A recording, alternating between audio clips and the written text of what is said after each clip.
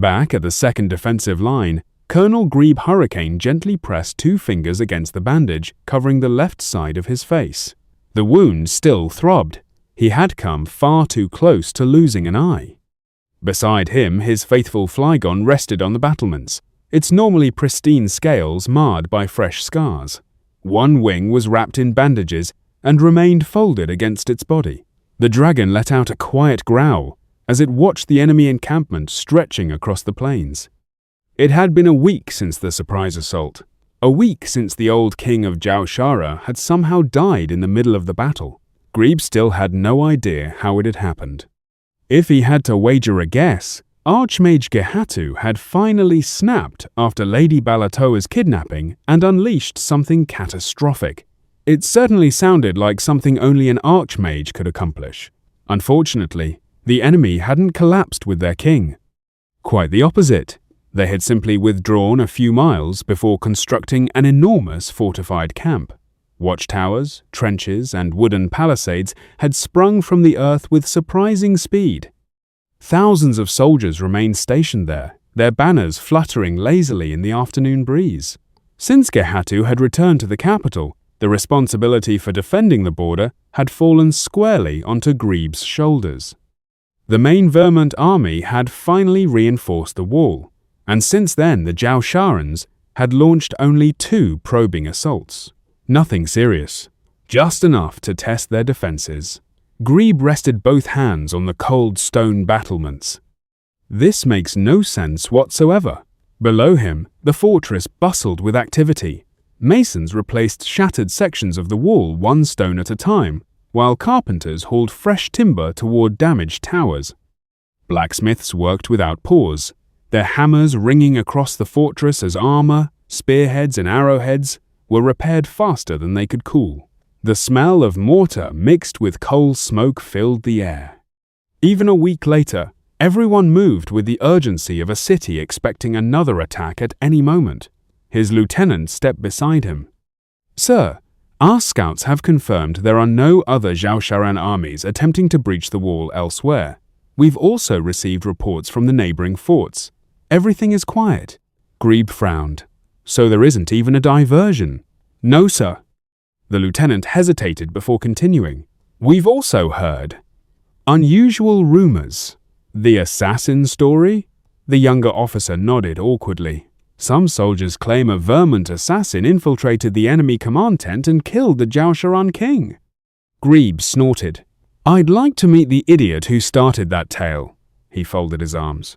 "No one knew this attack was coming. You don't send assassins to a battlefield you don't know exists." The lieutenant nodded in agreement. "I thought as much, sir." Grebe's eyes drifted back toward the sprawling enemy camp. Thousands of tents. Supply wagons moved constantly between them. Smoke from countless cookfires drifted lazily into the sky. It wasn't the camp of an army preparing to retreat, nor was it one preparing for an immediate assault. It was simply waiting. "Diversion?" Grebe muttered. He shook his head. "If this is the diversion..." A faint grin tugged at the corner of his mouth. "I'll eat my hat." The lieutenant chuckled quietly. The humor quickly faded. Neither man could answer the question that truly mattered. If the Jausharans weren't retreating, and they weren't attacking, then what, exactly, were they waiting for? A cold breeze swept across the battlements. Far across the plain, the enemy banners continued to flutter in perfect silence.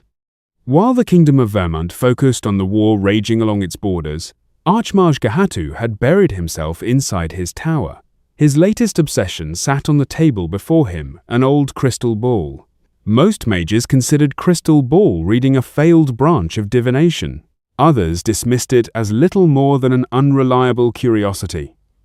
It had been decades since anyone had seriously researched the craft. Finding a specific person through one was, by all accounts, practically impossible. But Gehatu wasn't trying to determine an exact location. He only needed a direction. "Come on," he muttered, leaning over the polished sphere. "Work!"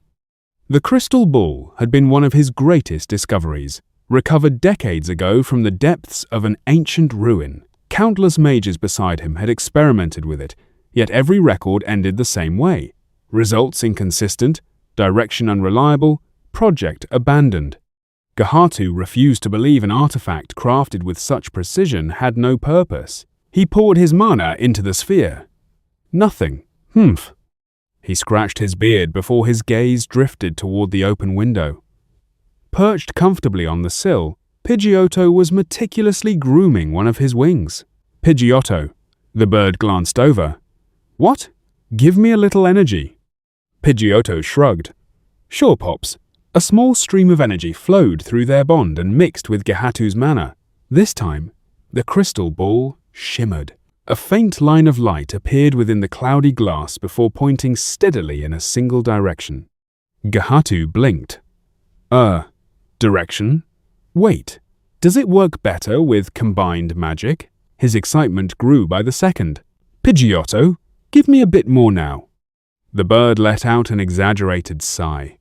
Still, there was not like he used his energy for anything other than sky-gazing. As their energies met in equal measure, the crystal ball blazed with light. The cloudy interior dissolved like morning mist, revealing a perfectly clear image. For several long seconds, Gahatu simply stared. Then the corners of his mouth twitched. A quiet chuckle escaped him, followed by another. Within moments, the entire tower echoed with booming laughter. Ha ha ha, it works. One floor below, his son and chief advisor paused in the middle of reading a report.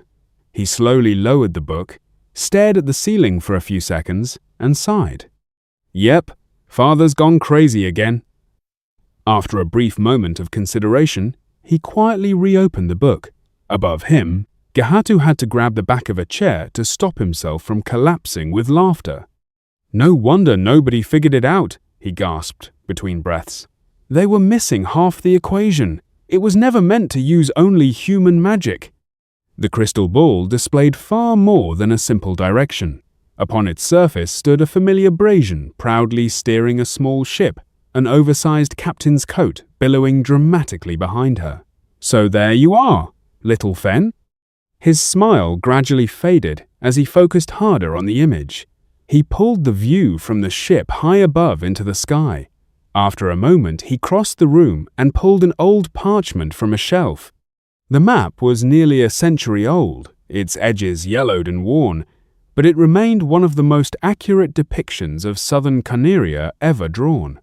Slowly tracing the coastline with a finger, he compared every peninsula, island, and bay until he found the matching location. Here. His finger stopped. The southern reaches of Carneria. He gave an impressed whistle. You're farther than I expected. Studying the image again, he frowned. No, you're not heading for Vermont. His finger continued east across the sea until it rested on the southern coastline of Jaushara. A grin spread across his face once more. So you're going after your master? He nodded to himself before reaching for a sheet of paper. Good. Callister's spies can make excellent use of an ally who can pinpoint Ventis. His quill danced across the parchment. The letter finished in only a few minutes. Folding it neatly, he sealed it with wax, shoved it into Pidgeotto's beak, then gave the unsuspecting bird a firm push off the windowsill. Pidgeotto let out an indignant squawk as he frantically caught himself in the air. Screw you, Pops, his thoughts echoed through their bond. Gahatu simply leaned on the windowsill, watching his partner disappear into the sky with a satisfied smile. Bring it to Callister. He chuckled before glancing back at the crystal ball. On the other side of said crystal ball, I was having second thoughts about sailing. It was boring. Not all the time, of course, but at least 90% of it. The sea stretched endlessly in every direction, broken only by the occasional flock of wingle or a pod of mantine gliding through the waves. The wind blew steadily, the sails creaked, and the ship rocked gently from side to side. After the excitement of pirates, a storm and exploring strange islands, sailing turned out to be surprisingly uneventful. Kadabra, Chespin, Letherbow and I had already exhausted every form of entertainment we could find. The captain's quarters had contained a set of dice and several decks of cards, so we played everything we could think of. I even taught them 2 more card games from home. They loved them for about 3 hours each. After that, we were right back where we started. It had already been 3 days since we passed the northernmost island of Letherbo's archipelago, yet the mainland remained stubbornly out of sight. Our journey consisted of little more than following the battered old compass and the faint thread connecting me to Ventis. Our bond had changed ever so slightly. I still couldn't sense her emotions or thoughts, but if I concentrated, I could feel a vague pull toward her, like an invisible string tugging somewhere beyond the horizon. Letherbo had turned out to be surprisingly easy to travel with. He obviously couldn't understand our words, but he had developed an almost frightening 6th sense for guessing what we meant. Half the time I wasn't sure whether he understood our gestures or simply read our expressions better than most humans. Either way, conversations somehow worked. He also talked a lot. Stories about fishing with his father, getting chased by an angry sea king after falling overboard, climbing coconut trees with friends, and dreams of sailing beyond the islands one day. They weren't grand adventures, but they made the endless ocean feel a little less endless. "Captain," Chespin suddenly shouted from the Murkrow's nest. "I see land! A huge landmass! Finally!" The cards scattered across the table as I practically launched myself to my feet. Grabbing my spyglass, I climbed halfway up the rigging before wrapping my tail securely around one of the ropes. From there, I could finally see it. I extended the spyglass and peered through it. A dark line stretched across the horizon. The coastline continued farther than I could see in either direction. My ears perked up. Please, please let this be the mainland. I clasped my paws together for a brief prayer to Arceus. I slid back down a few feet before I remembered something and tossed a bundled cloth toward Chespin. "Here!" I finally finished fixing the black flag. "Hoist it." He caught it effortlessly. "Oh, and throw the Jiao Sharan flag overboard while you're at it." "Aye, aye, Captain." As Chespin unfolded the repaired banner, I couldn't help but grin. The Jolly Roger was gone. Using coloured thread scavenged from the ship, I'd embroidered over the old design a stylized Brazian head in the centre, with a curling tail wrapped around it like a crest. The proud flag of the Foxtail Pirates. Chespin beamed from ear to ear as he raised it to the mast. "It looks awesome!" he whispered in excitement. I jumped from the rigging and landed lightly on all fours before straightening up. Instinctively, my paw brushed against the spot where the pirate saber had pierced my side. Only a slight shift in my fur marked the place now. Heel pulse, berries, and a stubborn refusal to stay wounded had done their work. Underneath, I was certain there would have been an ugly scar if not for the thick orange fur hiding it. Since the coastline stretched across nearly the entire horizon, there was no need to adjust our course. I simply dragged the captain's chair out onto the deck and parked it behind the wheel, hooking my left foot against one of the spokes to keep it steady while the ship sailed onward. With absolutely nothing demanding my attention, I leaned back, popped a handful of sweet raisins into my mouth, and watched the land slowly grow larger. Sadly, reality had a wonderful way of knocking someone off their high ponyta. Barely half an hour after spotting the mainland, 2 large warships emerged from around a rocky cape and sailed directly toward us. Their sails bore the same crest, and their movements were so coordinated that it was obvious they belonged to the same fleet. My smile disappeared. Mounted along both decks were rows of enormous ballistae. Every single one was already aimed at our little ship. "Well?" I slowly stood from the captain's chair. "They don't mess around." The distance between us vanished alarmingly fast. Both ships carried full crews, dozens of sailors moving with practiced efficiency. Some loaded bolts taller than me, while others adjusted ropes and sails. Then one of them stepped onto the bow, holding what looked like a brass cone covered in glowing runes. The man raised it to his mouth. "This is the territorial waters of Warlord Utterim." His voice boomed across the sea, amplified by magic, until it echoed over the waves. You are ordered to follow us into port immediately. Refuse, and we will sink your ship." Letherbo hurried to my side, his face noticeably paler. "What are we going to do?" he whispered. I simply shrugged before pointing toward the two warships. "Brakes," meaning, "follow them." He stared at me for a moment before swallowing nervously. "Couldn't we run? Our ship is faster." I shook my head and pointed at the dozens of loaded ballistae, then at the short distance between us, then back at our own ship. His shoulders slumped. "Right. I heard stories about the warlords." I didn't need him to explain further. Stories usually became stories for a reason. Across the water, the officer voice came through again. "What?" He leaned farther over the railing. "Where's the rest of the crew?" Silence. "Is that?" He squinted. "Is that Abrasion wearing a captain's coat?" Several sailors gathered beside him. One scratched his head while another burst out laughing. "I have no idea what's happening anymore." The officer folded his arms before grinning broadly. "But this is going to be fun." I rolled my eyes. "No, it isn't if you say it like that, you jerk."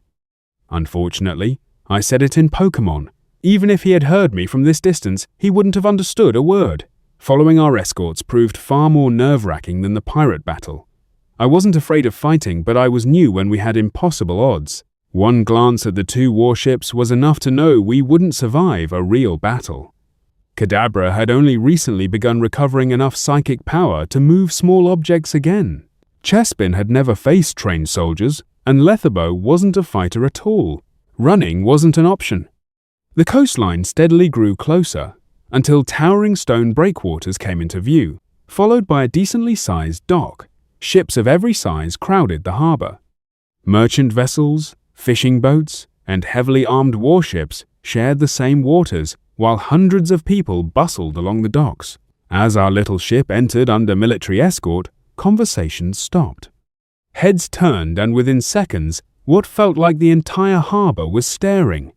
A medium-sized ship flying a black pirate flag with the head of Abrasion, a Brakeson dressed in an oversized captain's coat, standing proudly at the helm, a Kadabra, a Chespin, and a single human making up the entire crew.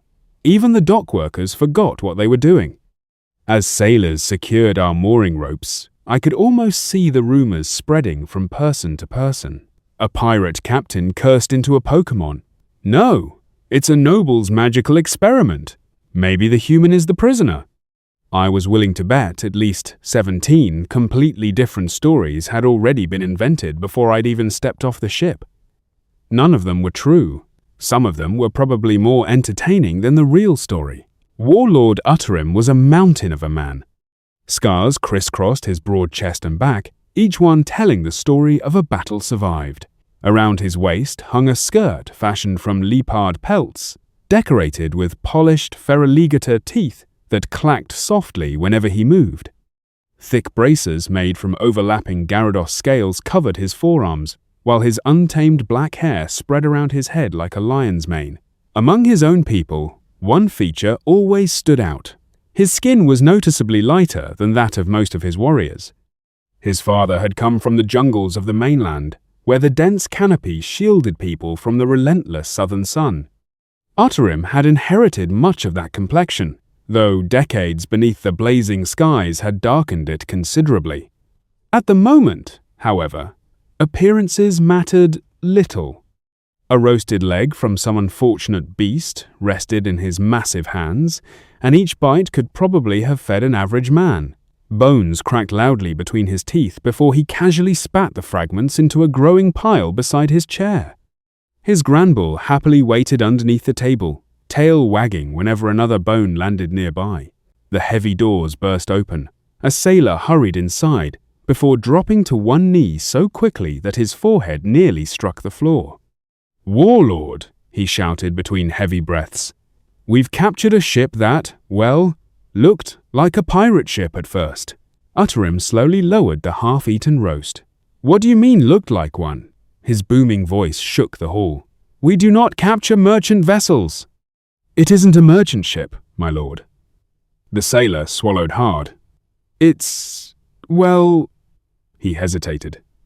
None of us can really figure out what it is. Huh?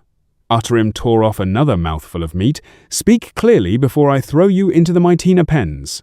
The sailor visibly shuddered. It was flying a black flag, but instead of a skull, it had the image of a Brakeson. Utterim continued chewing. The captain, the sailor continued cautiously, was also a Brakeson. As for the crew, he took another nervous breath. There was only one human boy, one Kadabra, and one Chespin. Utterim stared at him. His eyebrows climbed so high they nearly disappeared into his wild hair. For several seconds, absolute silence filled the room. Bwahahaha. His laughter exploded through the hall with such force that servants outside instinctively flinched. Even a Loudred would have struggled to match the volume. He slapped one enormous hand against his thigh. This is ridiculous. Another booming laugh escaped him. This sounds entertaining enough to make me leave my chair. He tossed the cleaned bone toward Granbull, who caught it mid-air with practiced ease before happily trotting into a corner to enjoy the prize. So? Utterim grinned broadly. Where are they now? The sailor suddenly looked much less confident. We escorted them to the arena, my lord. The arena? Utterim repeated. Yes, sir. It's where all pirates are sent. No good. The roar nearly knocked the poor sailor backward. Utterim stood, his massive frame making the heavy wooden chair creak in relief. He pointed toward the doors. Bring them to my terrace. Then he rubbed his stomach and have the kitchens prepare more food. He flashed a toothy grin. I'm getting hungry again. The sailor slowly stood before stealing a glance toward the table. It was covered in stripped bones, empty platters, and enough scraps to feed a small family. He wisely chose not to comment. As you command, warlord. With another deep bow, he hurried from the hall as fast as his legs would carry him. Utterim chuckled to himself. A pirate Brakeson. Thankfully, the people around us weren't idiots who would immediately start a fight. At the same time, they weren't exactly welcoming either. One stern look from an officer silenced the gathering crowd, and a group of guards was ordered to escort us into a holding cell until the warlord decided what to do with us. Since I was the only one carrying a weapon, I surrendered my fancy saber without resistance. Among the guards walked a polyrath, whose sole purpose seemed to be making sure I didn't get any bright ideas. The other 10 men escorting us looked like they had been carved from stone. Every single one of them had shoulders wider than I was tall. Great. I glanced at Kadabra. We somehow sailed into Gymnation. Kadabra merely rolled his eyes. Chespin, however, snickered a bit. At least someone appreciated my jokes. Our temporary home turned out to be a bamboo holding cell. It wasn't particularly uncomfortable, though I doubted that had been the jailer's intention. With nothing better to do, I started humming an old jailhouse tune while dragging one claw across the bamboo bars. Since I didn't have a tin cup, the bars themselves made a surprisingly decent rhythm. Apparently, the guards disagreed. Splash! A water gun hit me square in the face. I blinked the water from my eyes before slowly turning toward the completely expressionless polyrath. Jerk! The fighting type crossed his arms, looking entirely satisfied with himself. Barely 10 minutes passed before hurried footsteps echoed through the corridor. A sailor rushed over and whispered something into the chief jailer's ear.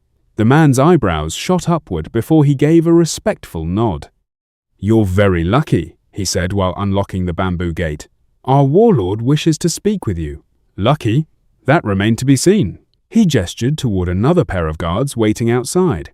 Follow them. His expression hardened. And no funny business. As if I had anywhere to run. We followed our new escort through the settlement, and despite my situation, I couldn't help looking around. The place was surprisingly pleasant. Most buildings were constructed from polished wood and bamboo with wide, open terraces that let the sea breeze flow freely. Palm trees provided shade over sandy pathways, colorful flowers decorated nearly every courtyard, and the salty scent of the ocean lingered pleasantly in the warm air. The architecture reminded me of Hawaii from my old world, only larger and built with an obvious focus on durability. Right in the center of the settlement stood a massive arena. Judging by its size, fighting clearly wasn't just entertainment here. It was a way of life. The people only reinforced that impression. The women wore light clothing suited for the tropical climate, colorful fabrics, leaving their arms, shoulders, and much of their legs uncovered. Bright beads, feathers, and polished shells served as jewelry, giving many of them an almost festive appearance. More than a few would have looked perfectly at home on the cover of a travel magazine back on Earth. The men, on the other hand, were intimidating. I hadn't seen a single skinny person since arriving. Every fisherman, sailor, and guard looked like they lifted boulders for exercise and wrestled Sharpedo to relax afterward. Soon our escort stopped before the largest building in the settlement. Inside, they led us through a spacious hall before stepping onto a broad terrace overlooking both the harbor and the endless sea. A mountain of freshly prepared food occupied one side of the terrace. Whole roasted fish, grilled meat, tropical fruits, and bowls of steaming vegetables covered a table long enough to feed an army. Yet, my eyes barely lingered on the feast. Instead, they settled on the man sitting behind it. He was enormous. Not merely tall, but built like a fortress. Muscles layered over old scars until it looked as though someone had tried and repeatedly failed to carve him apart. He gave the impression that if he punched a steel wall, the wall would apologize. The warlord watched us approach with an amused grin. The moment we stopped a respectful distance from the table, he threw his head back and laughed, his booming voice carrying across the terrace. "So it really is true," he roared, "a Bratian wearing a captain's coat." His laughter echoed for several more seconds before he finally settled down enough to take another bite from a roasted leg the size of my torso. He chewed slowly, never taking his eyes off me. "I've seen strange things in my life," he said after swallowing, "but this one is new." His attention shifted to Letherbo. "You boy, tell me." Letherbo straightened instinctively. "Why is a Brasian the captain of a pirate ship?" Letherbo opened his mouth, closed it again, then helplessly shrugged.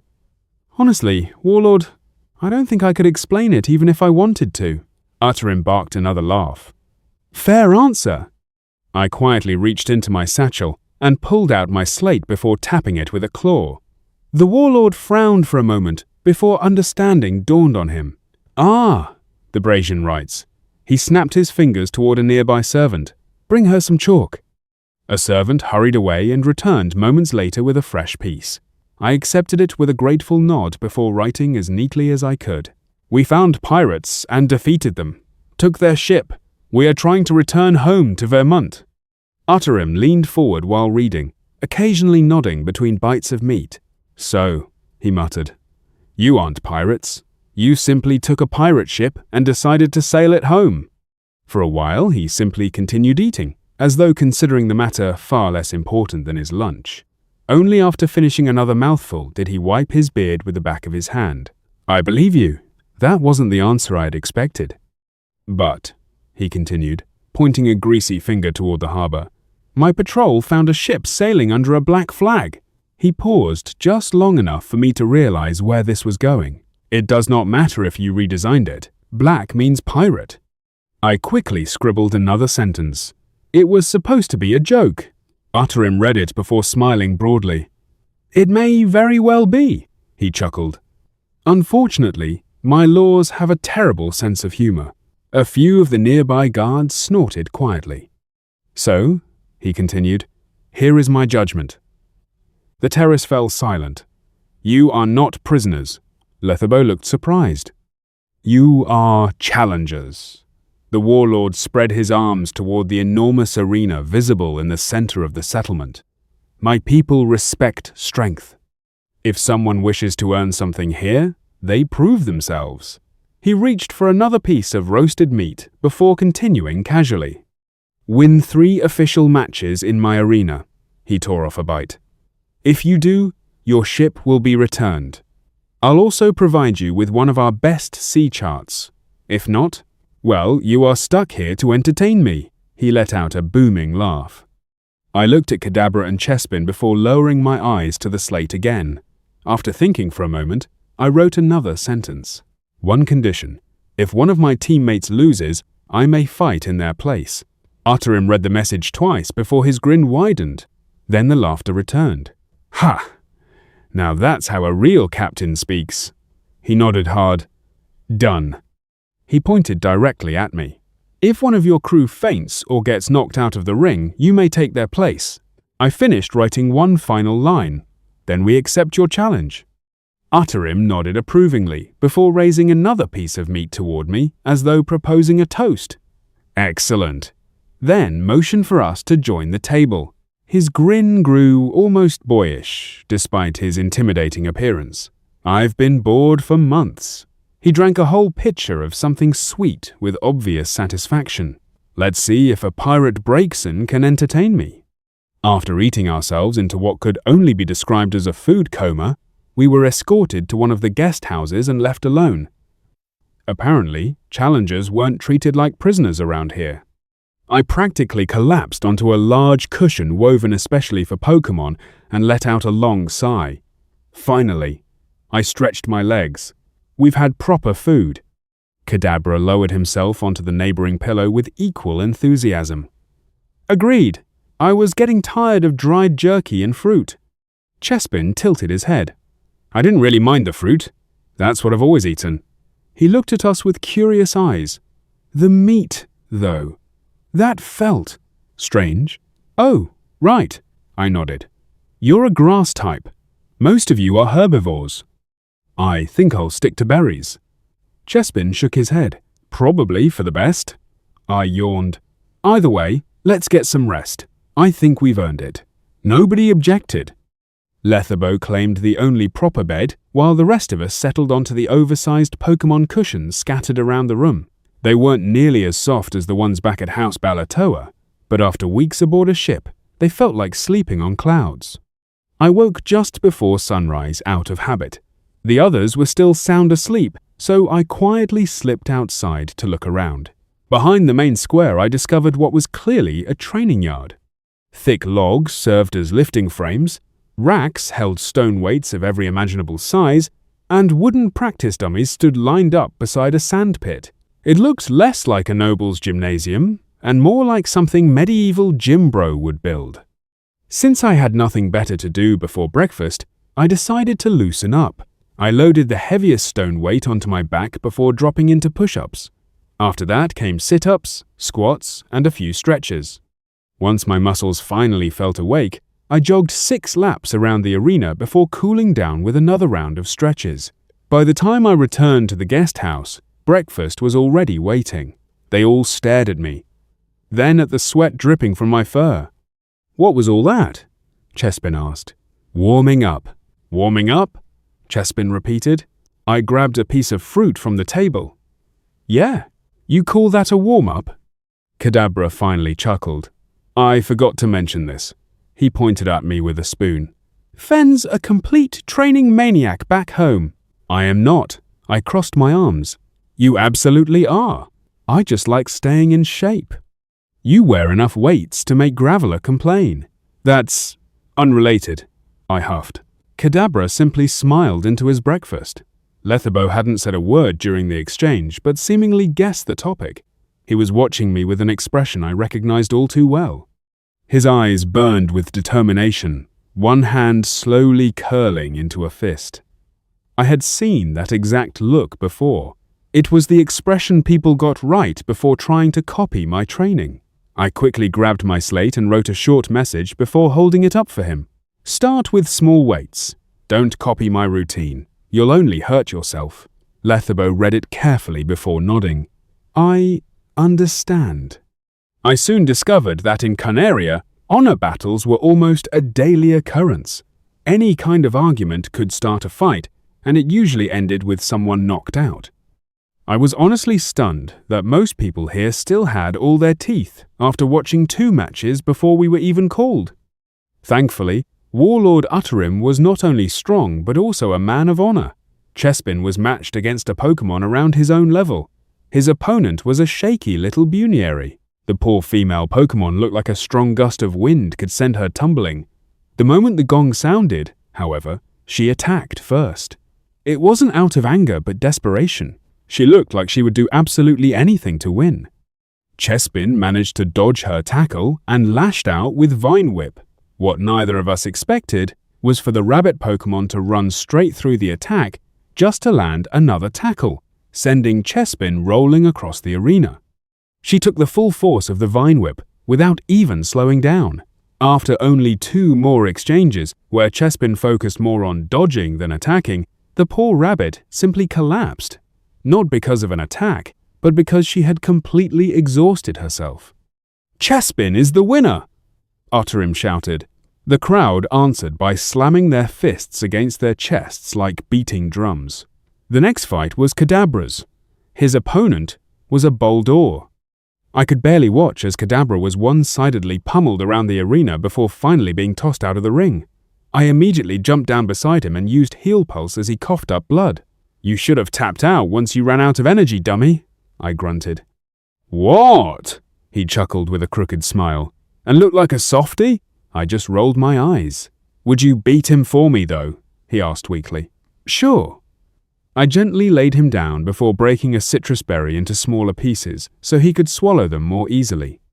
The crowd seemed genuinely taken aback by how gently I treated one of my own. Still, I climbed into the ring and cracked my neck. "Nothing personal," I snarled at Boldore, "but I'm going to test out my newest move on you."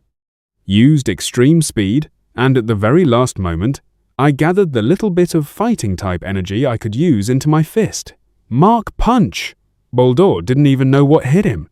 He flew clean out of the ring and embedded himself halfway into the arena wall. "Sorry!"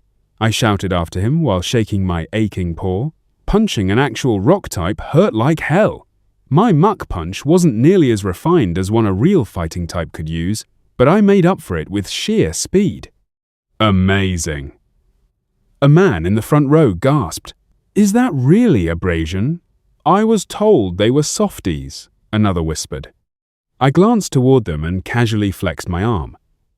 There wasn't a single gram of fat on it. While I wasn't bulky like the people of Canaria, months of training had carved lean muscles beneath my fur. That earned another loud cheer from the crowd, along with a booming laugh from Otterim. "Fine," the warlord roared. "Looks like I don't need to hold back." Then he pulled out something I never expected to see. A crystal Pokeball. I had always thought only magic users could activate one. To my complete shock, he did. Mana flowed into the crystal, and a moment later, a massive Gyarados appeared inside the arena with a deafening roar. "Gyarados, use Surf," Otterim commanded. The enormous water dragon opened its jaws and unleashed a raging torrent toward me. I grinned. "Oh, you want to play dirty, eh? Water against a fire type? Well, 2 can play that game." I activated my combo, Extreme Speed, and charged straight through the wave, appearing next to his face with a Thunder Punch ready. Only, he had baited me. "Hyper Beam!" Otterim shouted. The torrent stopped instantly. All I saw was bright white light gathering in front of my face. "You've got to be kidding me!" I was already airborne from my charge as Gyarados tilted his head ever so slightly. The beam struck me square in the chest and launched me high into the air. I felt the full force of the hyper beam hit me like a runaway train. Somehow, my body, which had grown far too accustomed to abuse over the past year, managed to stay conscious. The blast launched me so high that I had plenty of time to think. Hyper beam had one major drawback. The user couldn't move for a short while afterward. I quickly pulled one of my last few revives from my tail, tossed it into my mouth and crushed it between my teeth like hard candy. Warm energy surged through my body as most of the damage disappeared almost instantly. Since I had nothing beneath me to push off from, I decided to become a rocket instead. I pointed my wand behind me and unleashed Flamethrower. The stream of fire propelled me forward through the air while my free paw gathered every bit of electric-type energy I could muster. My Thunder Punch landed. It slammed straight into Gyarados' forehead. The massive water type let out a deafening roar of pain as the extremely super effective attack connected, electricity dancing across his entire body. I wish I could say I landed gracefully. Instead, I bounced across the arena floor before finally rolling to a stop inside the ring. As I looked up, however, I couldn't help gritting my teeth. Gyarados was still standing. Yeah, big dude needs more than one hit. I focused on him and noticed his movements had slowed. He got paralyzed. Use Iron Tail to ground the current, Utterim ordered calmly. The huge serpent immediately slammed his steel-like tail into the arena floor. The electricity dispersed into the ground, and with it, my biggest advantage disappeared. Utterim nodded approvingly. You are good, little Bracian, but Gyarados is my strongest Pokémon. I dusted myself off, stood tall, and used my paw in a come-at-me move like Neo. It worked perfectly. Gyarados' eyes narrowed, and his expression twisted with irritation. The taunt clearly got under his scales. That was exactly what I wanted. With an angry roar, he charged straight at me. Gyarados, Utterim shouted, just use Water Gun. The massive water type had other ideas. I was honestly glad Pokémon here didn't wear control collars. The order wasn't absolute. His pride made the decision for him. As he rushed in, I poured every bit of normal-type energy into my legs. At the very last instant, I used extreme speed. His jaws snapped shut on empty air. I appeared beside his neck and struck. Then, behind him. Another punch. Ribs, side, jaw. Every opening I could find.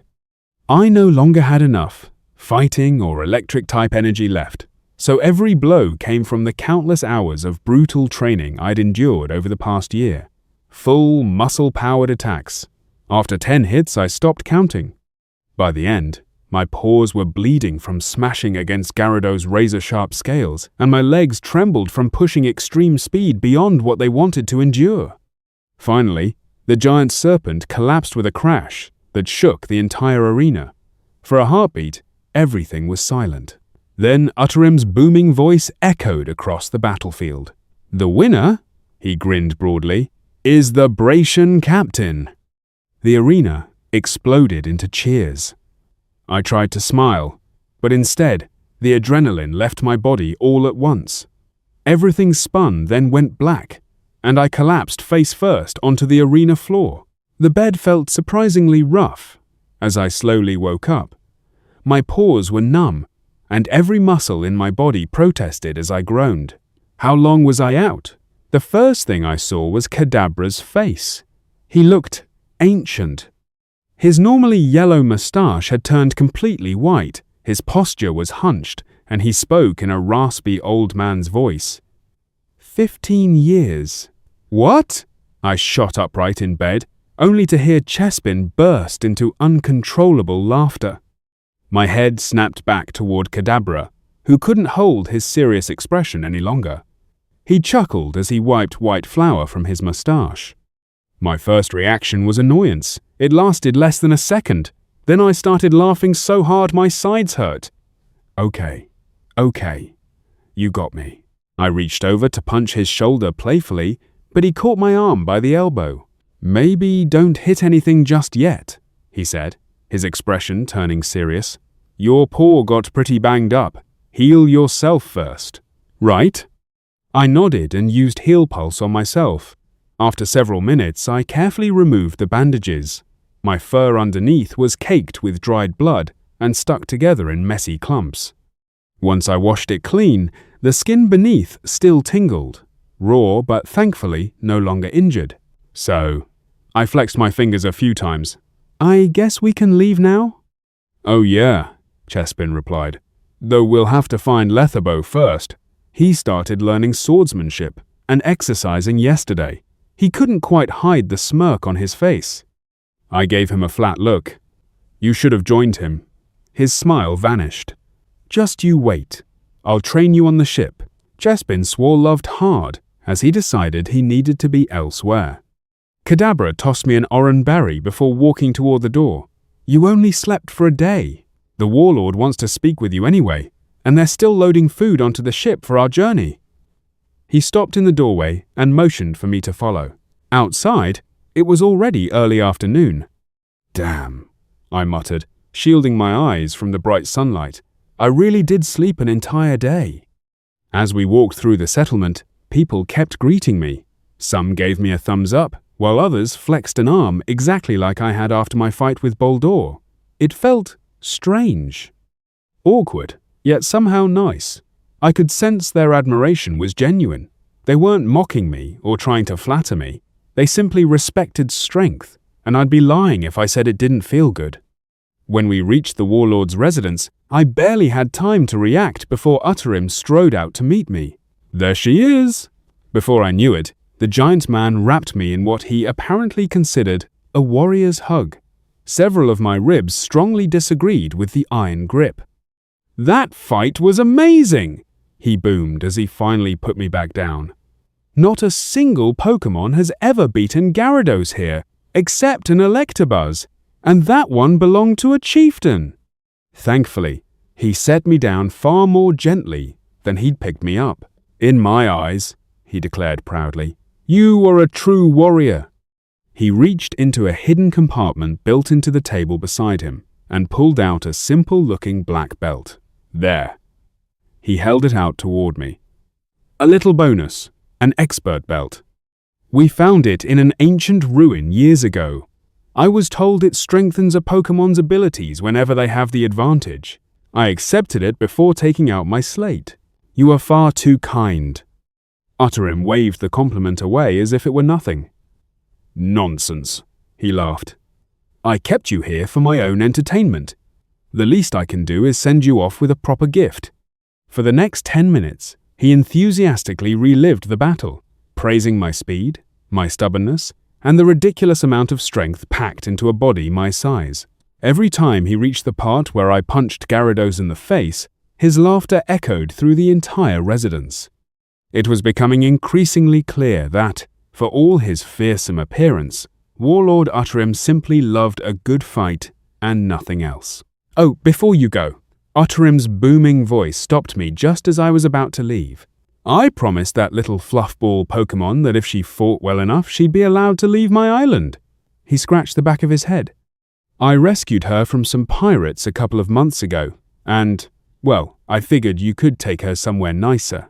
Thankfully, I hadn't put my slate away yet." "You mean that Baneri?" "I suppose I can." Utterim grinned and gave me a thumbs up. With that, the conversation was apparently over. He simply walked over to a rack of enormous stone weights and resumed his training as though we hadn't just finished discussing someone's future. I couldn't help but chuckle as I left.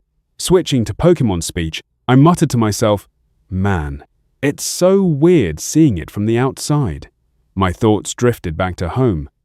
To my morning training sessions with Jolteon, Noctowl, and Primarina. I wondered how they were doing. No matter how hard I tried, I simply couldn't imagine they'd been seriously hurt during that fateful night. Call it intuition, a sixth sense, or perhaps the strange connection we all shared after spending so much time together. I just knew they were still alive. As I reached the docks, I spotted Letherbo aboard our ship. He was practicing sword swings under the watchful eye of one of the sailors. His technique was simple and stiff, but every time he made a mistake, the older sailor corrected his stance or adjusted the angle of his grip before letting him try again. Around them, the crew busily prepared the ship for departure. Barrels of food and fresh water rolled up the gangplank one after another, while a pair of workers replaced one of the ropes that had become frayed during our journey. Others checked the sails or hammered loose planks back into place. I found myself smiling. The ship had started as nothing more than stolen pirate loot. Now, it was becoming our ship, which meant it deserved a proper name. After thinking for a moment, one came to mind. Zenko. A benevolent kitsune. It seemed fitting. After a short conversation with the quartermaster, joined by several curious dock workers who eagerly offered their opinions, I convinced them to scrape away the faded pirate name painted across the stern. By the time they finished, fresh black letters proudly decorated the hull. The ship finally felt like she belonged to us and wasn't just a random ship we took. As it was already too late to sail out, we stayed for one more night. The feast waiting for us was immense. I really didn't want to know where all the meat had come from, but even with only a handful of spices, everything tasted amazing. Of course, nearly half the table was still covered in berries and tropical fruits, making sure Pokémon and humans alike had plenty to eat. Bunri remained quiet throughout most of the evening. The only thing she said to me was a simple thank you for taking her away from what she called this island of muscle idiots. She couldn't fool me, though. Behind that shy demeanor was someone with a serious and incredibly determined personality. I'd seen it firsthand in the arena. The townsfolk, sailors, and even the warlord looked far less intimidating once they were sitting around a table with full stomachs.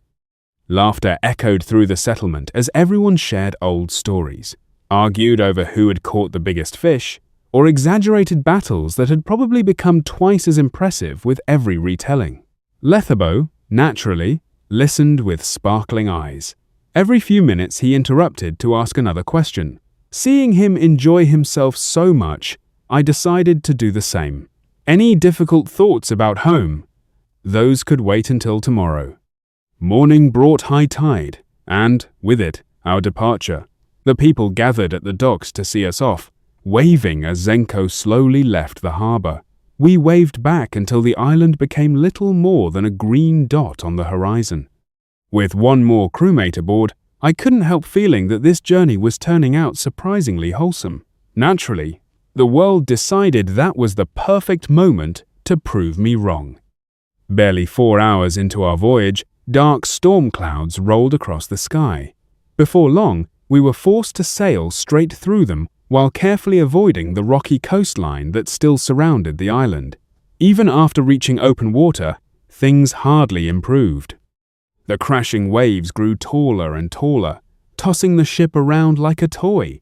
Poor Bunri lasted barely an hour before she turned a lovely shade of green and collapsed beside the railing, completely defeated by seasickness. I patted her gently on the shoulder. Don't worry. I looked up at the black clouds overhead. I'm sure it'll only get worse. Ventis was amazed by just how many unique enchantments were stored within the Royal Magical Library of Jaushara. Storage magic, the kind used to create space rings, was one example. Back in Vermont, even a simple storage ring sold for astronomical prices. Most had either been recovered from ancient battlefields or purchased from shady merchants who somehow acquired them. Owning one usually cost thousands of gold coins. Here, however, the enchantments were simply held in books. She memorized as many as she could while continuing her own research into the ancient script. Her reason for studying the forgotten language was simple. Hidden away on the very last shelf of the library sat 6 stone books. No one in Jaushara could decipher them anymore, so they had been left to gather dust for generations. As far as Ventis knew, Vermont only possessed a few broken fragments of similar books, treasures considered legendary among scholars. Yet here she could casually pull one from the shelf whenever she wished. Each volume contained only 10 pages, but every page had been carved into polished stone. The books were thick, incredibly heavy, and covered in strange symbols unlike any writing she had ever seen. Whenever she wasn't in the library, she spent her free hours in her assigned room. Some of that time was devoted to training her mana, while the rest was spent trying to reach Fenn through their bond. Every evening she hoped to feel something more than the faintest hint that her partner was still alive. Robert and Pelliene survived another 4 days crossing the mountains before finally finding a safe route down into Jaushara. Thankfully, the place where they emerged overlooked an enormous black pine forest stretching as far as the eye could see. Towering evergreens covered the landscape, their dense branches allowing very little sunlight to reach the forest floor. Even during the afternoon, the woods were dim enough to hide an entire army. "Perfect," Pelliene whispered. Robert nodded in agreement. "If we have to sneak through enemy territory, there are worse places." The descent itself took another 6 hours. The mountain path was little more than a series of narrow ledges carved into crumbling stone. More than once they had to lower themselves down with ropes, while Bishop and Skiddo carefully carried the heavier supplies.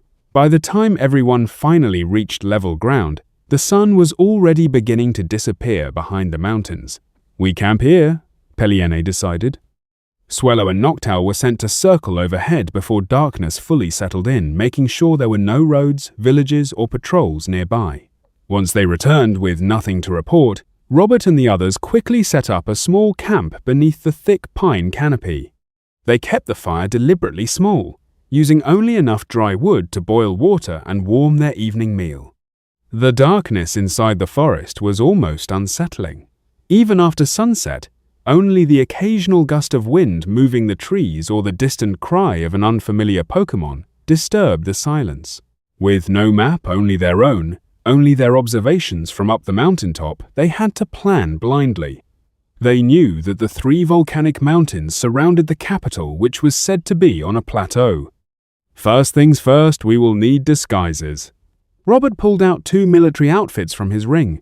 These were clothes from 6 years ago, when last time we captured nobles of Jaushara. He gave Pelliene 1 female set while he rolled out the male one. "Don't you think this will be a bit loose on me?" asked Pelliene, raised the clearly 1 size bigger set.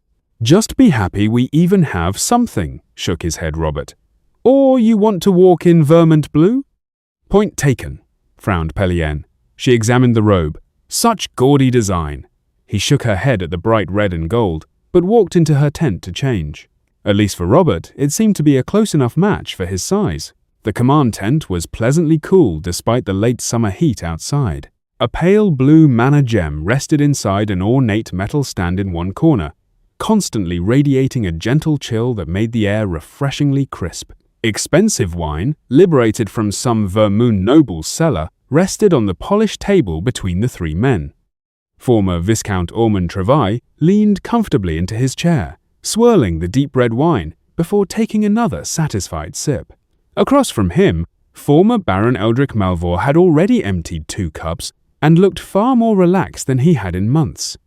"I must admit, Your Majesty," Ormond said with a broad smile, "Jausharan hospitality far exceeds that of Vermont." "It certainly does," Eldric agreed. "Once the kingdom falls, the border will finally be ruled by capable men." Kylith Dravosh listened without interrupting. He simply rested 1 elbow against the armrest of his chair, his fingers supporting his chin as his golden eyes calmly observed the 2 traitors. Ormond eventually placed his cup onto the table and leaned forward. "There is, however, one final matter." Kylith simply gave a small nod. "When Your Majesty approached us, certain promises were made. I ensured the messengers never reached Vermont's capital, and my lands offered no resistance to your army. I believe such loyalty deserves proper recognition." "And what recognition would satisfy you?" Kylith asked. "A county would seem appropriate." Ormond immediately spoke before the silence could linger. "I would ask to be elevated to Viscount. After all, I too have served Your Majesty faithfully." Eldric raised his cup as a toast. For several moments, Kylith simply nodded, as though carefully considering the requests. The only sound inside the tent was the hiss of the ice crystal and the occasional clink of silver against wood. "I understand." The new Jausharan king smiled. The 2 former Vermont nobles exchanged pleased glances. "There is merely one question that troubles me." Ormond smiled politely. "And what might that be, Your Majesty?" Kylith looked directly into his eyes. "Why would I entrust my borders to men who betrayed their own king?" The smile disappeared from Ormond's face. "You... pardon? You sold your homeland for titles." His voice remained perfectly calm. "You abandoned your oaths, your country, and the king who raised your families into nobility." Kylith slowly lifted his wine and took a measured sip before continuing. "If another kingdom one day marched against Jaushara and offered you even greater rewards." He gently placed the cup back onto the table. "What reason would I have to believe you would not betray me just as easily?" Realization finally dawned on the 2 men. Ormond half rose from his chair. "Your Majesty, surely there has been some misunder." He never finished. The two guards standing silently behind them drew their swords in the same instant. Two flashes of steel, two dull thuds. Both heads rolled across the carpet while their bodies collapsed beside the overturned chairs. Wine spilled across the table, dripping onto the growing pools of blood below. Caliph watched the scene without so much as blinking. A faint smile tugged at the corner of his mouth. Worms. He reached for his wine again, but as he raised the cup, his nose wrinkled in annoyance. They served their purpose. His gaze drifted toward the lifeless corpses. I have no need for nobles who mistake greed for loyalty. Their lands will be entrusted to young Zhao Sharan nobles who have actually earned my trust. Taking another sip, he frowned slightly. Remove this filth. The guards immediately bowed. At once, Your Majesty. Caliph waved them away without another glance. The sight of that greedy pig and that scheming twig is making my wine taste unpleasant. As servants hurried inside to drag away the bodies, Caliph calmly returned to the table set up for him. His plan was working perfectly, as Vermont was still on the defensive. Inside the tent, it was as though Ormond Travai and Eldric Malvor had never existed at all. Me and my crew passed several small and large islands over the following days, restocking whenever they needed supplies. Thankfully, nature was generous this time of year. Berry trees and bushes sagged under the weight of ripe fruit, making gathering food surprisingly easy. Most wild territorial Pokémon wisely decided not to challenge Abrasion and Kadabra working together. Chespin and Baneri, however, had a few close encounters whenever they wandered off on their own. "Captain," Baneri said, lying flat on her back and breathing heavily after scrambling back to camp, "how about we just stay on the ship next time?" "What happened?" I asked. "I was nearly eaten by a lichen rock." "Why didn't you fight back?" I tilted my head. "I watched you from the bushes. You bolted the moment you saw trouble." "What?" Baneri shot upright. "You expected me to fight that thing?" She looked genuinely offended. I blinked. You were quite the fighter in the arena. Where did all that fighting spirit go? I only fought so I could leave that island." Buneri crossed her arms with a huff. "Uh-huh," I smiled knowingly before turning around.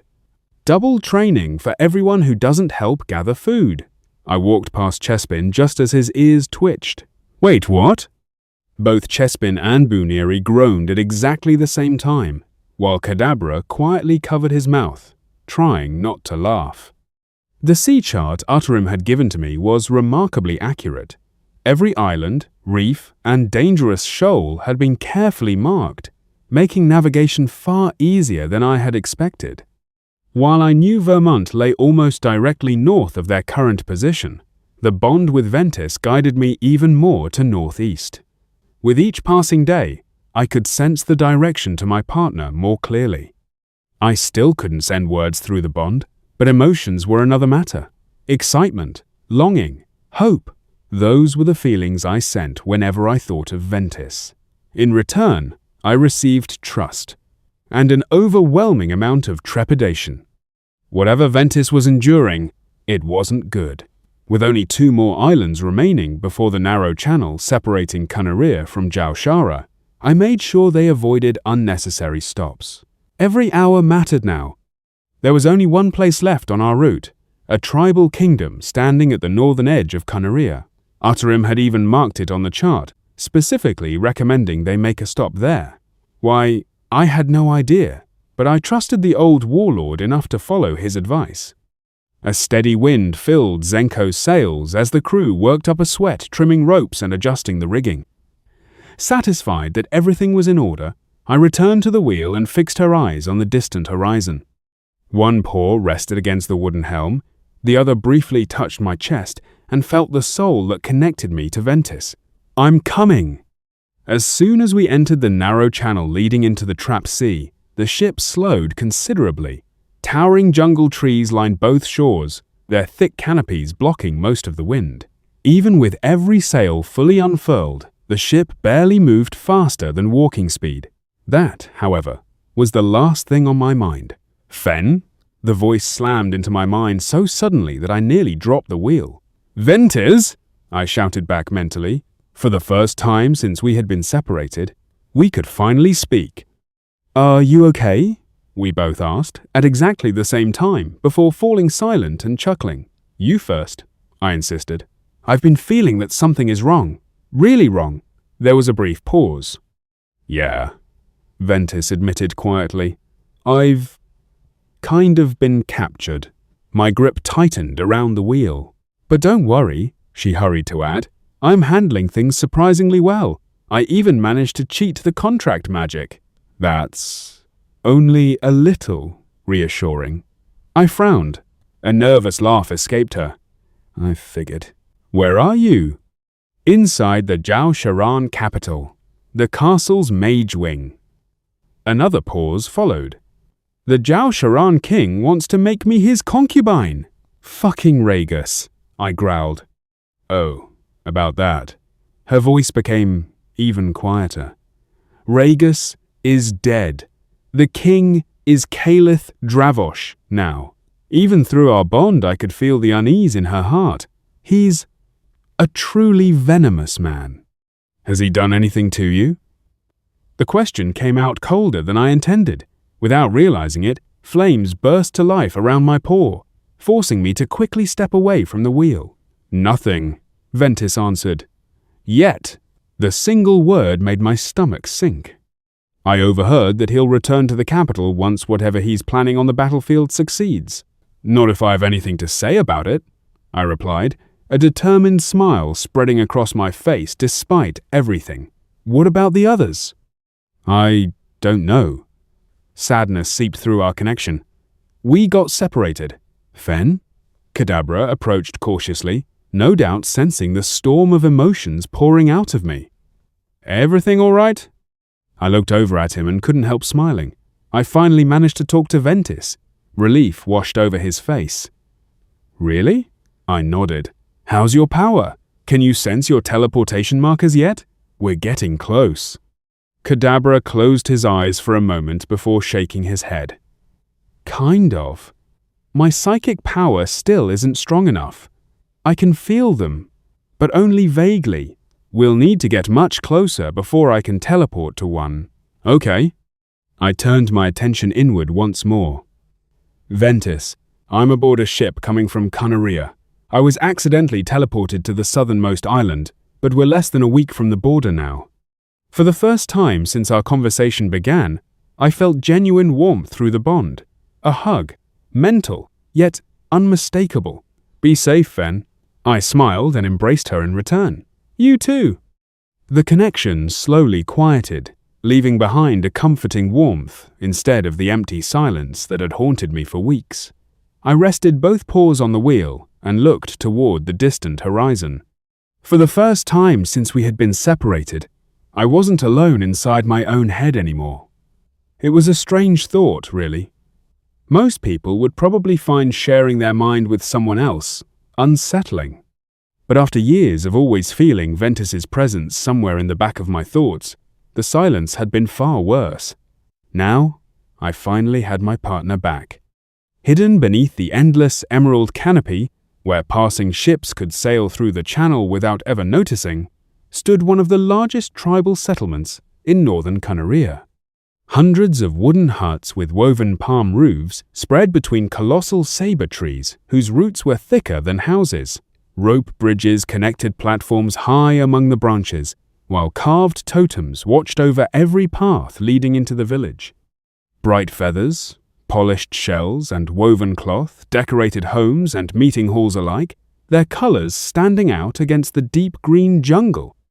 The smell of roasted fish and unfamiliar spices drifted through the humid air as children played with small Pokémon between the huts, and hunters returned, carrying jungle fruits over their shoulders. Near the heart of the village, beneath the oldest trees, stood a solitary hut wrapped in flowering vines. Unlike the others, no laughter ever came from within its walls. The doorway remained closed year after year, becoming little more than another part of the landscape. Today, it opened. Conversation throughout the village faded into silence. An elderly woman slowly stepped into the sunlight. Her back was bent with age, every movement careful and deliberate, yet no one mistook her for weak. Long silver hair, braided together with colorful feathers and carved beads, nearly reached the ground, while faded green tattoos wound across the wrinkled skin of her arms and face. In one hand she carried a gnarled wooden staff wrapped in living vines. Her eyes were completely white, touched by magic. Whispers spread through the village. The shamaness. She left her hut. It has been 10 years. No one dared approach. Even the village chief remained where he was and respectfully lowered his head. Without acknowledging anyone, the old woman walked into the center of the clearing and pressed the tip of her staff into the packed earth. Slowly, she traced circles, lines, and spirals into the dirt until an intricate pattern spread around her feet.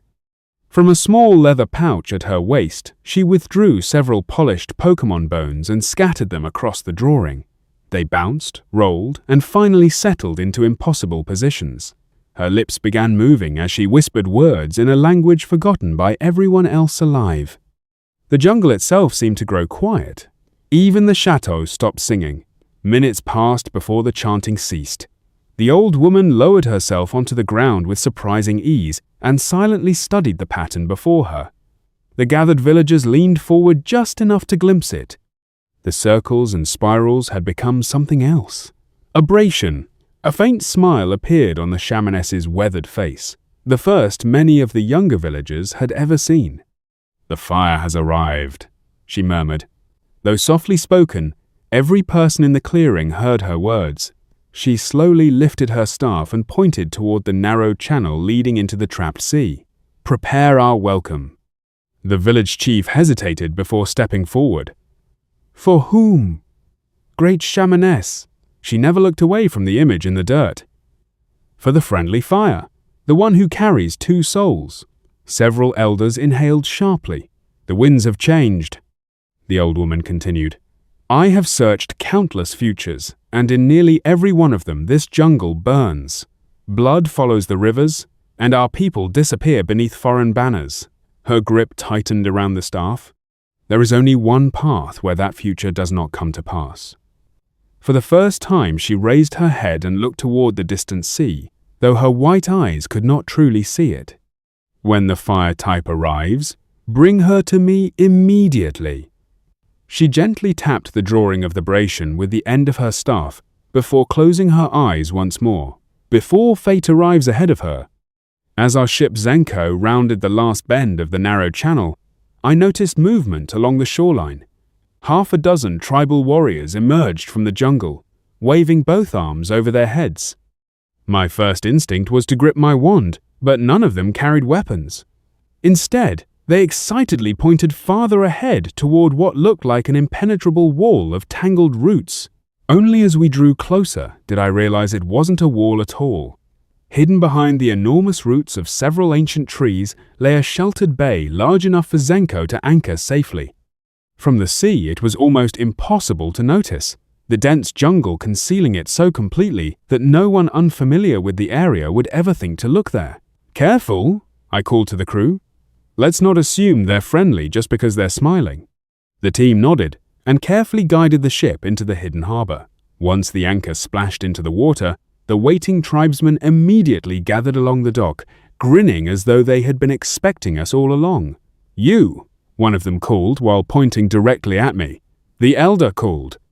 I blinked in confusion. "Called?" "The elder called," another repeated enthusiastically, nodding as though that answered every possible question. Kadabra looked at me and shrugged. "I have absolutely no idea." "Letharbo," I said, turning toward the young man. "You're coming with us." He immediately slung his sword over his shoulder. "What about the ship?" "Chespin, Beniri, you two stay aboard and keep watch." Both let out synchronized groans, though neither argued. Climbing onto the dock, we fell in behind our enthusiastic guides. As we walked deeper into the settlement, my attention slowly shifted away from the mysterious elder and toward the village itself. It was unlike anything I had ever seen. Pokémon weren't partners here, nor servants. nor even companions in the way they were back in Vermont. They simply lived alongside the humans as equals. Children laughed as they chased an ipom that had stolen fruit from one of the market stalls. Nearby, several machoke effortlessly raised the frame of a new hut, while human craftsmen tied vines and fitted together wooden beams. A Venusaur rested beneath the shade of an enormous tree, smaller grass types happily picking berries near him. Down by the river, fishermen worked side by side with Floatcell and Polyrath to haul in heavy nets bursting with seaweed, each helping the other without needing commands or rewards. It didn't feel like humans owned Pokémon here. It felt like one enormous family. "I've never seen anything like this," Letherbo whispered, looking around with wide, fascinated eyes. "Neither have I," Kadabra admitted quietly. The villagers eventually led us into the oldest part of the settlement, where the jungle canopy grew so thick that only scattered rays of sunlight reached the ground. Massive carved totems stood between ancient saber trees whose roots twisted across the earth like giant serpents. Nestled among them was a modest hut wrapped almost entirely in flowering vines. An old woman sat patiently outside its entrance. Calling her old hardly seemed enough. Her silver hair reached almost to the ground. Intricate green tattoos covered every wrinkle on her weathered skin, and both hands rested atop a gnarled wooden staff entwined with living vines. I had never seen a human this ancient before. If I had to guess, she had lived for well over 100 years. Then she slowly raised her head. Her eyes were cloudy and grey, like she was nearly blind, yet her gaze followed us as if she had perfect eyesight. A gentle smile spread across her face, as though she had known this moment would come long before any of us were born. "So," she said in clear Pokémon speech, her voice surprisingly steady for someone so old, "the one carrying 2 souls has finally arrived." I almost didn't catch that, as I was used to understanding all kinds of Pokémon speech, but she spoke like a Venusaur. "Say what now?" I jumped up in shock. I simply stared at her. The old woman had not merely copied the sounds a Venusaur made, she had spoken Pokémon. Not the growls, chirps, and cries that humans tried to imitate, but the language itself, every word carrying meaning as naturally as if she had been born with it. You speak Pokémon?" Letherbo asked, his jaw nearly hitting the floor. The shamaness smiled kindly at him. "Forgive me, my child, but everything has its proper time. I must speak with this one." There was no authority in her voice, only gentle certainty. Letherbo looked disappointed but nodded obediently before sitting cross-legged near the entrance. She then turned her white eyes back toward me. "I have seen you countless times in my visions, young Brazian. Though," she chuckled softly, "perhaps not so young if I count the years you lived in your previous world." Kadabra's head immediately snapped toward me. His eyes searched my face for an explanation, but I merely rubbed the back of my neck. "I'll explain later."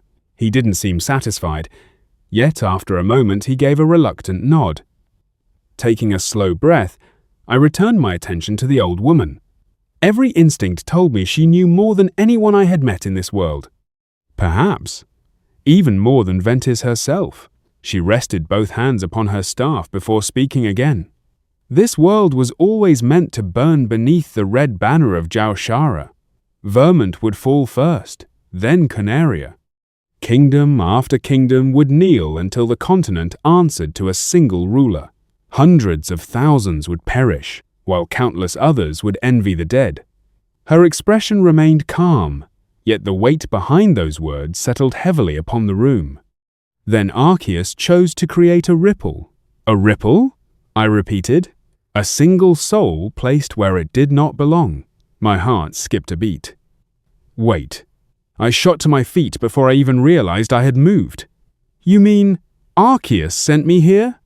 Before she could answer, panic crashed through my bond. "Fenn? What happened?" Ventis's fear hit me like a wave. "I'm all right," I assured her as quickly as I could. "I'm speaking with a shaman. I'll explain everything afterward." I felt her hesitation before she reluctantly quieted our connection. The old woman smiled. Yes, my dear, you and your partner were both chosen. Even your encounter with the Arbok was no coincidence. I let out an incredulous laugh. That arrogant white and gold. I almost died there. It was never a test of strength, she replied gently. It was a test of character. Strength can be learned. Character cannot. Had you failed? She shrugged ever so slightly. Our God would simply have searched for another. Oh, great! I rubbed my forehead with one paw. So I'm some sort of chosen champion now? Does that title at least come with free dental? Honestly, if Arceus was going to throw me into another world, the least he could have done was explain himself first. The shamaness waited patiently until my grumbling subsided.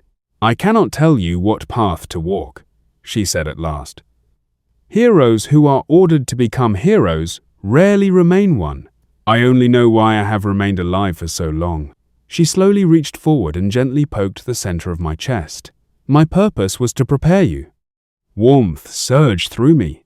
The bond connecting Ventis and me deepened in an instant. It was as though another door had opened inside my soul. Without anyone explaining it, I simply knew. We could now see through one another's eyes whenever we wished. More astonishing still, our very life essence could flow across the bond. One of us could heal the other by sacrificing a portion of our own vitality. I stumbled backward, my legs giving out beneath me until I landed squarely on my tail. Wow! The flood of knowledge spinning through my head made me dizzy. Possibilities, instincts, and warnings settled into place all at once. That is, a lot. It is enough, the old woman replied with a peaceful smile. Only then did I notice how frail she had become. The faint magical glow within her white eyes had almost vanished, and she leaned heavily upon her staff as she slowly rose to her feet. Every movement looked as though it cost her tremendous effort. I believe, she whispered. My purpose has finally been fulfilled, she said, in normal human words. She walked outside without another word. The three of us quietly followed her into the warm afternoon sunlight. Waiting beside the hut lay an ancient Venusaur whose once powerful body had long since been claimed by age. The old Pokémon opened one tired eye as the shamaness approached, then gently rested its great head against her shoulder as she lowered herself beside it. Neither of them spoke. They simply closed their eyes together. A gentle breeze stirred the jungle canopy above us. Leaves drifted lazily to the ground, and somewhere in the distance, bird Pokémon resumed their song. The Venusaur exhaled one final contented breath. A heartbeat later, the shamaness smiled. Then, together, they quietly passed beyond this world. Instead of cries or mourning, the entire settlement knelt as one. Heads bowed, humans and Pokémon alike thanked the departing pair for everything they had done during their long lives and wished them peace in the next turn of the great cycle. Their voices rose together into a quiet chant that echoed through the jungle. It wasn't sorrowful. It was grateful. Only when the prayer ended did silence settle over the village once more. The chieftain stepped forward and raised his staff. Tonight, he declared, we celebrate the life of Nanahula one final time. A chorus of agreement answered him. Before long, a massive bonfire had been built in the center of the settlement. Nanahula and her lifelong Venusaur companion were gently placed upon it, side by side exactly as they had passed. The chieftain then walked over to me. As the one who inherited her final blessing, we ask you to light the fire. My ears drooped. That doesn't feel right. It felt like a burden, as though I was the one sending her away. Letherbo quietly stepped beside me and rested a reassuring hand on my shoulder. Kadabra did the same from my other side. You aren't taking anything from her, Kadabra said softly. You're fulfilling her final wish. Walking toward the pyre, I knelt before it and lowered my head. I wasn't particularly religious back on Earth. Even after learning there was indeed a real God here, I still wasn't sure what I believed. Even so, wherever you are now, I whispered. Thank you. I breathed fire to the dry wood. The flames spread quickly. Nobody cheered, nor did they cry. Everyone simply watched as the fire climbed higher, carrying the pair toward the heavens. As the night deepened, the mood gradually changed. Music filled the settlement using wooden drums and whistles. Children laughed once again, and stories began flowing as freely as the drinks. Chespin and Bunery joined us, both quickly becoming wrapped up in the festivities. The celebration lasted until sunrise. Every single person seemed to have a story about Nana Hula. Some were funny, like the time she had tricked an overconfident primeape into carrying water for 3 days because it refused to admit it had lost a riddle contest. Others were touching, speaking of illnesses she had cured, disputes she had settled, and children she had delivered into the world. Listening to them all, I slowly began to feel as though I had known her for years instead of barely an hour. Considering she had lived for almost 2 centuries, well, that was a lot of stories. Apparently, soul bonds came with one more absurd benefit nobody outside this tribe seemed to know. The lifespans of both partners were added together, allowing each to live roughly as long as their combined years permitted. Nana Hula and her Venusaur would have lived each naturally a little under 100 years, yet together they had reached nearly 200. Just trying to imagine living that long made my head hurt. Of course, I filled Ventis in on everything. "What?" she practically shouted through the bond. "Holy Arceus! Fenn, I can actually see what you're seeing." She burst into delighted laughter. "So can I replied, while suddenly finding myself staring at rows upon rows of books. "Gee, enchanting studies? Really? That's what you're reading?" She awkwardly shook her head, which felt incredibly strange while I was seeing the movement through her own eyes. The sudden shift in perspective nearly gave me vertigo. "Sorry." She closed her eyes. "Oh, and apparently we'll live longer too." That made her blink. "Longer? Our lifespans get added together." She fell silent for a moment before slowly nodding. "No wonder Archmage Gahatu is still walking around at 110. I was thinking exactly the same thing." By the time the celebration finally ended, I was exhausted. Between the music, laughter, and endless storytelling, sleeping had been completely impossible. The moment I found a quiet place to lie down, I was out cold until late afternoon. When I finally woke, the crew had already finished loading enough gifts and food to fill every spare barrel aboard Zenko. The villagers insisted we take far more than we could ever repay them for, and shortly before sundown we cast off once more. I wasn't planning to waste any more time. Apparently whatever I was doing now was changing some grand destiny that had once been set in stone. Honestly, I wasn't thrilled about being somebody's chosen champion. Still, as I stood at the bow of our ship, watching the hidden village slowly disappear behind the curtain of tangled roots, I couldn't deny that it explained a lot. Why I had awakened as a Fennekin. Why I had met Ventis. Why everything had unfolded exactly as it had. Hell, if I really followed that line of thinking, maybe even Terence joining us had been part of Arceus's plan, though that one might have been a bit of a stretch. The journey across the trapped sea took us another 2 uneventful days. Despite its ominous name, the sea remained unusually calm. By the afternoon of the 2nd day, the black coastline of Jaushara stretched across the horizon, and before long we dropped anchor beside a modest fishing village, tucked between steep cliffs. It wasn't much compared to the ports I'd seen before. A handful of weathered docks reached into the sea, dozens of fishing boats bobbed lazily on the waves, and the smell of salted Magikarp seemed permanently woven into the air. More importantly, there wasn't a single soldier in sight. The villagers barely gave us a second glance. If anything, they welcomed us. I eventually realized why. To them, I wasn't an invading foreign Pokémon.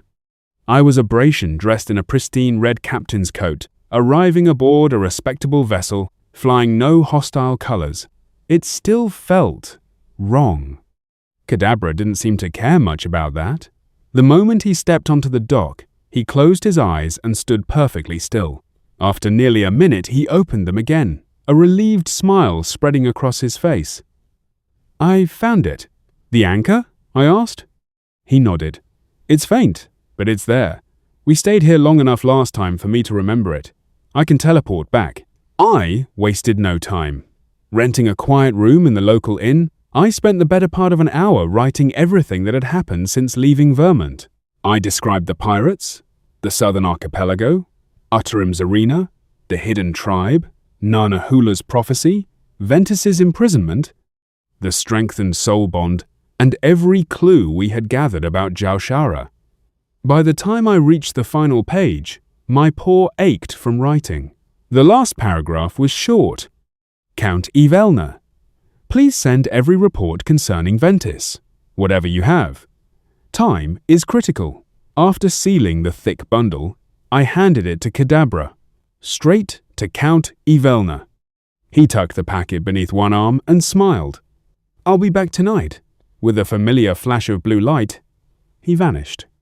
The rest of the day passed surprisingly peacefully. Letherbow wandered through the market looking for supplies, while Chespin somehow managed to convince half the fishermen to let him help mend their nets. Buniri spent most of her time glaring at Wingle that seemed determined to steal our food. By evening we had settled into the village tavern, waiting. Hours crawled by before a brilliant blue flash suddenly illuminated the corner of the room. Kadabra stumbled out of it, breathing heavily. I really don't recommend teleporting that far. Before I could even ask how he was, he placed a thick leather folder on the table. Evelna works fast. I immediately opened it. There were military reports, copied messenger logs, scouting summaries, and even handwritten notes. The Count had apparently gathered every scrap of information she thought might help us. The first few pages brought a smile to my face.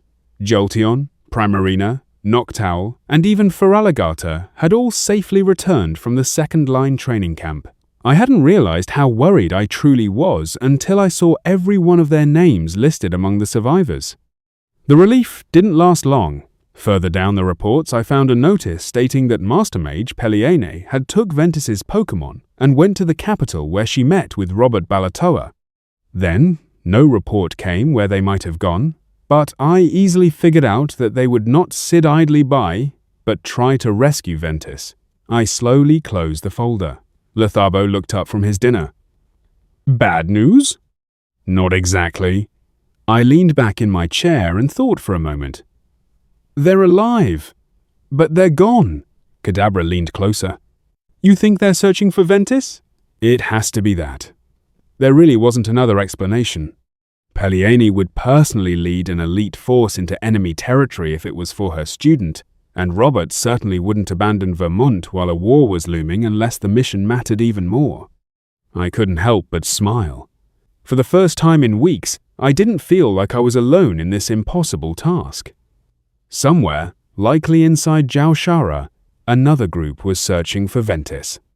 The problem was, Jaushara was enormous. I had no idea where they were, which meant there was only one thing left to do: trust them to play their part while I played mine. I closed the folder, finished the last bite of my meal, and looked toward the dark window overlooking the sea. Let's hope we're all heading toward the same destination. After reading through every report a second time, I quietly closed the folder. This wasn't an expedition anymore. It was an infiltration. There was a very real chance Kadabra and I wouldn't return. I looked across the table at Letherbow. During our journey, he had improved with a sword. But improved still wasn't enough. Against ordinary bandits or pirates, I'd happily trust him to watch my back. Against Jaushara's elite, he wouldn't last a minute. I reached into my bag and carefully placed the only valuable possession I still carried onto the table. The silver medallion, bearing the crest of House Balatoa. Letherbow stared at it in confusion. I then pulled out my little slate. There was only enough chalk left for a few more sentences, so I wrote carefully, "Take Zenko back across the trapped sea, enter the Garnola River, and sail upstream until you reach the first major town. Use this to secure funds. Tell them you are acting on behalf of House Balatoa, and they'll cover the docking fees. Buy a Rapidash the same way, and ride straight to County Vielna. Stay there until we return." He read the message before slowly looking up. "You want me to leave?" "No." His answer came immediately. "I came here to help you rescue Lady Ventis." I erased the slate and wrote again. "This is an elite mission." A few more strokes. "Taking you would be suicide." His jaw tightened. "Don't make me regret trusting you." Silence settled over the table. Letherbo lowered his eyes to the Balatoa crest resting in his palm. After a long moment, he carefully closed his fingers around it. "Understood." He stood from his chair and drew himself up as straight as a soldier on parade. "Captain," he said solemnly, "I shall protect your ship with my life." Then he saluted. Chespin immediately copied him with complete seriousness. "So will I." Bunieri rolled her eyes before raising her paw in exactly the same way. "Guess I don't have much choice now." Chespin suddenly threw his arms around me. "Capin, be careful." I returned the hug with one arm. Bunieri walked over next, stuffing both paws into her fluff to hide how awkward she felt. "Yeah," she muttered with a crooked grin. "Come back alive." She poked my shoulder. "I still owe you a beating for putting me through all that training." I laughed. "I'll be looking forward to it." The following morning, the crew made their final preparations. Supplies were divided, fresh water replenished, and every rope checked one last time. Standing at the end of the dock, Kadabra and I watched as Zenko slowly pulled away from the pier. Letharbo stood proudly at the helm while Chespin enthusiastically waved both arms over his head. Buneri tried to look cool by simply lifting one paw, though I caught the small smile she failed to hide. The ship gradually became smaller and smaller until it was little more than a dark silhouette against the morning sea. Eventually, it disappeared beyond the horizon. I remained silent for another minute before letting out a slow breath. "Well."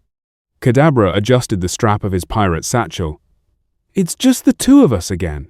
I tightened the red captain's coat around my shoulders and looked toward the inland road leading deeper into Jaushara. "Come on." A grin slowly spread across my muzzle. "Let's go steal a prisoner from an empire." King Calith watched the latest assault unfold from atop a low ridge overlooking the battlefield. Arrows darkened the sky while spells flashed against Vermont's walls, yet there was no real conviction behind the attack. His soldiers advanced only far enough to force the defenders into action before withdrawing in good order. Another probing assault. Another day spent convincing the enemy that Jaushara still sought to break through the second defensive line. Exactly as planned, he shifted his attention away from the front and towards 17 small obsidian figurines placed across the two newly conquered provinces. Each one represented a completed runic construct. "They've all reached their assigned positions?" he asked. His general bowed respectfully.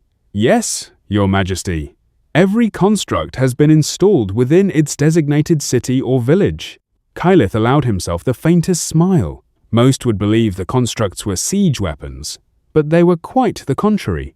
Each was an autonomous defensive tower capable of unleashing devastating magical attacks hundreds of times before exhausting its stored mana. They required no soldiers to operate, no mages to command them, and no supply lines beyond occasional maintenance. Any army attempting to storm a town protected by even a single construct would be forced to march directly into a relentless barrage of magic. Retaking those settlements would border on suicide.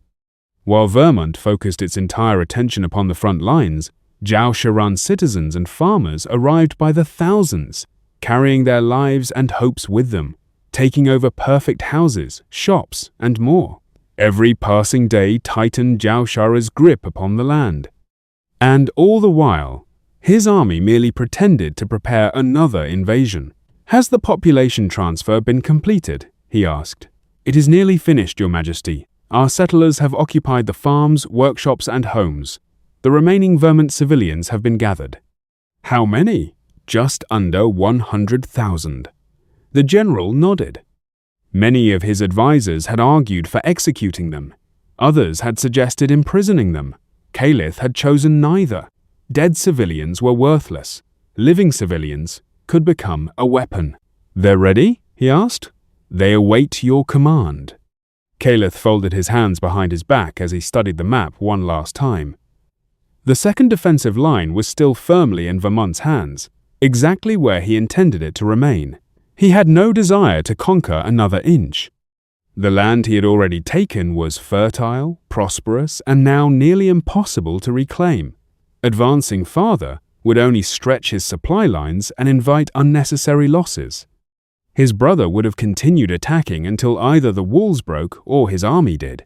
Caliph preferred mathematics over glory. "Then send them." A slow smile formed upon Caliph's face. "I am not murdering their countrymen." He looked toward the marker representing the second defensive line. "I am returning them." The general's own smile widened as understanding dawned. Nearly 100,000 exhausted civilians would soon stand before Vermont's gates. They would require food, shelter, healers, clothing, and protection before winter arrived. Accepting them would strain the kingdom's treasury and consume supplies meant for its army. Rejecting them would be unthinkable. A flag was raised outside the command tent.